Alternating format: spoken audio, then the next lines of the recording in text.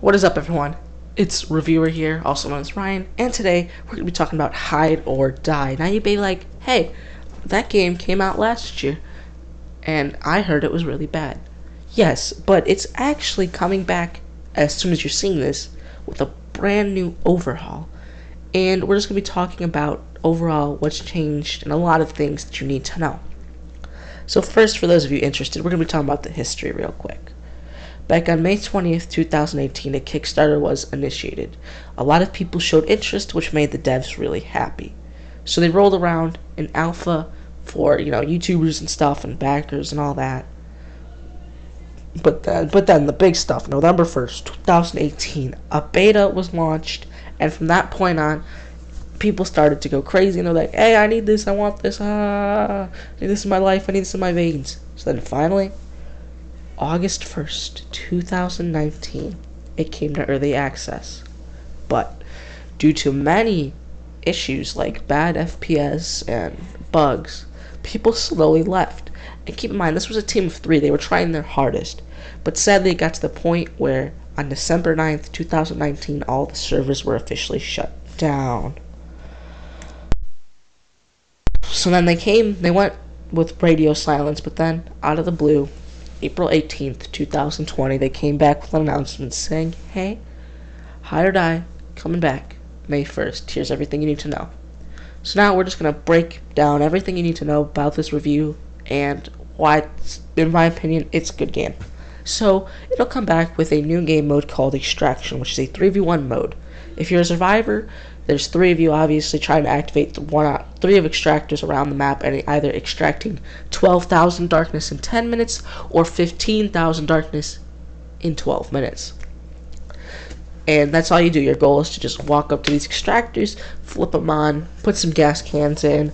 There's a purple ring. Try and stay in that to get the most out of your extraction and just reach your goal. And if you successfully reach your goal, what will happen is these exit hatches will be powered. You go over to them and you open them, and boom, only 2 of you need to escape for it to count as a victory. Only 1 needs to die, but if 2 of you die and 1 escape, it counts as a hunter victory. So let's say theoretically you're so close on that timer but you don't make it. As soon as it hits 0 seconds, all the extractors shut down and the darkness just ends up consuming you. That's all that really happens. Nothing special there. So the survivors just have a strict way of, try and hide, try to avoid this killer as much as you can, try not to die, and boom. So we're going to be talking about that, but then if you're a killer, here's what you have to do. You press F to go in this thing called Dark Sight, which will show the approximate location of survivors. And from there, it's up to you, your abilities, and your sound and eyesight. Yeah, that's right. This isn't like DBD. There's no scratch marks. It's you, visual contact, and your hearing. That's all you have. And you use the hunter's abilities that help you various different ways. And so your goal is to just kill all 3 of them, or kill 2 of them and let 1 escape. That's basically your goal.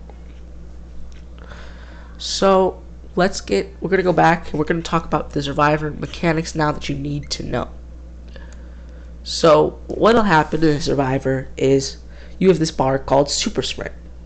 Now with the Super Sprint, this is how you'll get away. If you normal sprint, which is done by pressing Shift, you'll be as slow as the killer, so he'll easily catch up. If you use a Super Sprint, you'll run so fast the killer can't catch up. Now you have a stamina bar for this Super Sprint, so you need to watch it. The way to get the most efficient use of it is to use a super slide, which can be done by, as you're super sprinting, press C and you'll do a slide.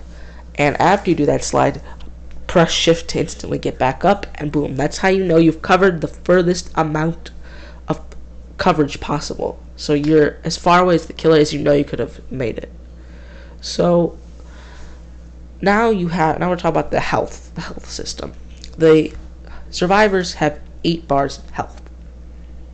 They're all white at the beginning of the game, but those can slowly change. If a hunter is to damage you, it'll show you have a red health bar. Now these can be recovered by using medkits, which are either brought in or found around the map, which are very rare items, by the way. But if the killer ends up killing you, you end up going into a coffin, which is a literal coffin. And when you get rescued, you see 2 bars of your health go black. Now the only way to get these are by either bringing in the legendary item painkillers or by magically finding a legendary painkiller around the map. And before we get into it, you have unlimited lives. All it'll do is it'll bring you from 8 ticks down to 6 ticks of health down to 4 ticks. So if you die too many times, you're permanently one tap for the rest of the game. So that's all the survivor mechanics. Let's move on to the killer. Like I said, the killer has the F, which is the dark site, which gives approximate locations of survivors, and then after that it's up to you and your abilities. So the abilities are completely random based on what killer you're playing. They always spawn with the same abilities. Nothing will change, maybe just your perks. So let's talk about the killers. At launch there will be 4 killers: the scientist, the fisherman, Stitches, and Sledge, who will all be unlockable by playing. So the scientist has 3 abilities. His first is his melee, which is just an electric bat. You just whack him with an electric bat that take damage. Next he has a hollow dome, which is literally just a dome that he puts down and locks survivors in there. Then his final ability is a radar, which he can pull out to ping the approximate location of survivors. Next we're going to move on to the second killer, the fisherman, who has a harpoon gun that can either do 1 to 3 damage based on if you hit your shot or not. Then he has a sonar, which he just places in the ground, and if you're moving within that sonar range, you will be revealed. Only way to destroy the sonar is by punching it with your fists. Other than that, if you want to avoid the sonar, just don't move when it's pinging. That's the only way. And his last is melee, which is literally just a spear. Like if you were throwing a spear at a fish or something, like if you were an old, caveman or something like that. And moving on to the third killer, we have Stitches, who actually only has 2 abilities due to how high he can jump. His first is his melee, which is just scissors. He just stabs him with a rusty old pair of scissors. His second one is a jackbox. These are the little contraptions where if a survivor steps on it, it's a jackbox, goes off, it gives him a scare, and it shows you exactly where this jackbox was, startled.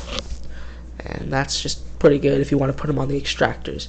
And moving on to our 4th killer at launch for standard people, we have Sledge, who has a sledgehammer as his melee weapon, throwing knives as his, ranged. And last, he's kind of like Thor with this one.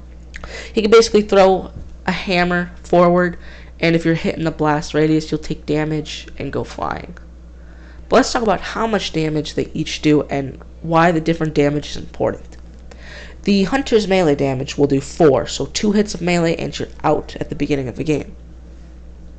And then their secondary abilities will either do 1 to 3 damage. So be careful when they're right next to you, because that melee will hurt more than their ranged will end up hurting. So I just wanted to give a few tips real quick. There's actually just 2 tips I want to give. While you're using your super sprint and that slide, go underneath the scaffold. Those are the things, the yellow flaps that you'll easily see around the map. Those will for sure give you the best amount, because the killer will either have to go around them or destroy them. So yeah, definitely stall their time. And if the killer is to destroy a scaffold, walk right up to it, look at the planks, and hold E to repair, which you can do as many times as you need per game. But I don't recommend it because you're on timer, obviously. Next tip, this goes both ways. For the scientist has his dome. So if he is to use his dome, survivors, you have about 5 seconds to sprint out of that dome if you're towards the edge. It's 5 seconds, but if the killer has a 1.5 times faster deployment rate, you're most likely trapped. Now, if you're most likely trapped in the middle of the open, definitely try a hideable. Let's say the killer is chasing you, you hide in a hideable, and then you end up losing him. Goes the other way, hop out of that hideable, wait till the dome is done, and then boom, just super sprint the opposite way. And if you're the hunter, you're obviously the scientist. You could throw it down on locations to lure survivors out. If you know they're in a hiding spot and you need to lure them out, lure them out. It works both ways. Alright, so let's see. One more tip for survivors is hiding. Hiding is very useful. It's very useful. I'm not going to go into it, but there's a lot of hiding spots. Let me know if you'd be interested in a top 5 or top 10 best hide or die hiding spots. But other than that, so this tip also goes for killers and hunters again, or survivors and hunters. If you're on Wander World, there's a corn maze. Survivors, you could press Z to go prone and hide in the corn. So hunters, if you're chasing a survivor and he magically disappears, look on the ground. He's probably hiding inside the corn. So next we're going to be talking about the progression system. This is called the Dark Path, and all you essentially do is you level it up, you unlock different perks, abilities, items, and that contributes to your ASM score. This is called the Awareness, Strength, and Mobility perk tree kind of thing. Now, there are certain buffs, and depending on how much you do, so we're going to talk about those buffs going from Survivor and then to Hunter. So if you're Survivor and you reach 5 Awareness, you can see loot through walls. If you hit 5 Strength, you can decrease the time it takes to open the hatch by 20%. And if you hit Mobility 5, you get increased stamina by 20%. But if you hit 10 Awareness, you get X-ray vision on Hunter when in an active extractor zone if he's not in his dark sight. If you get Strength 10, you get 3 extra seconds for every gas can. And finally, Mobility 10 gives you full stamina after being hit. Now the Hunter, if you get Awareness 5, you can see the survivor who activated an extractor for 3 seconds. If you get Strength 5, you get items that stun you are decreased by half, and for Mobility 5, you get reduced melee cooldown. Now, moving on to the Killer's Max Awareness, highlights survivors for 3 seconds after they slide Super Sprint. The Strength Max is Extractor Double Damage. And the last one is Mobility, Disable Heartbeat Wall and Dark Sight. Now you may be asking yourself, how can I unlock these perks and stuff? You unlock them with something called DP, also known as Dark Points. The 2 ways to get those are A, doing your 3 daily challenges that are available to you, or 2, just by playing the game and doing certain objectives, like putting in gas cans, turning on extractors, rescuing from coffins, opening escape hatches, escaping killers and chases, repairing scaffolds. All those give you different amounts of DP. Now we're going to move over to the county card. Sorry, it's something very small but very amazing. It's a free battle pass essentially. So all you do is you play games, and based on how good you do after you get that rating, you'll see how far you progress. Now there are 100 tiers, and in this beginning season, there are 3 hunters unlocked at that, and then tier 100 has the sickest cosmetics. So definitely make sure you're grinding if you're interested in getting some cool cosmetics.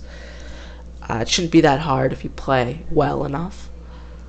So that's all I have to say about the county card.